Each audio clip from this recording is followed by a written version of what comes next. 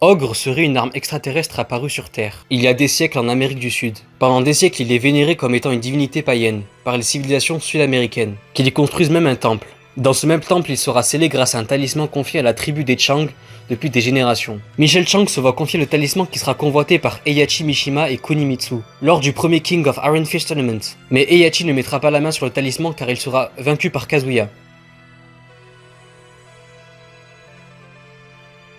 Une fois à la tête de la Mishima Zaibatsu, Kazuya entendra parler d'Ogre et du fameux talisman. Dans le but de mettre la main dessus, il fait capturer la mère de Michel Chang pour la faire participer au King of Iron Fist Tournament 2. Mais lui aussi ne mettra pas la main sur le talisman, car il sera vaincu et jeté dans un volcan par son père Heihachi. Ce dernier redevient le PDG de la Mishima Zaibatsu. Il crée alors une force paramilitaire, la Tekken Force. Son armée se rend en Amérique du Sud, où il découvre un ancien temple en plein milieu d'une jungle. Ogre se réveille et décime l'escadron militaire d'Heihachi, sans laisser de survivants. Le réveil soudain de Ogre provoque également le réveil de Mokujin, Nina et Anna Williams. Heihachi débarque alors sur place pour constater le carnage, et il compte bien attraper Ogre pour se servir de lui et créer la forme de vie ultime.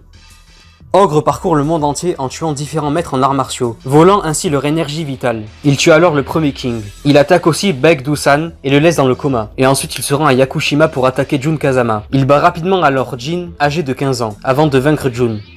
Quand Jin se réveille, il constate que sa mère a disparu et que sa maison a été détruite. Il promet de se venger. 4 ans après le réveil de Ogre, Heihachi annonce le King of Iron Fist Tournament 3, après avoir entraîné Jin pour qu'il serve d'appât pour Ogre. Durant le tournoi, Ogre prend possession de l'esprit de Nina Williams, pour qu'elle tue Jin. Mais elle échouera et reprendra alors ses esprits. Plus tard, Ogre vient lui-même au tournoi, et il y affronte Paul Phoenix. Paul le battra, et il quittera le tournoi juste après. Mais Ogre ne s'avoue pas vaincu. Il se transforme alors en sa vraie forme. Il attire l'attention de Heihachi et Jin. Un duel éclate entre un Jin fou de rage et un ogre plus monstrueux que jamais. Jin finit par le vaincre. Il contemple la dépouille de son adversaire qui se change en boule de lumière. Ogre est vaincu.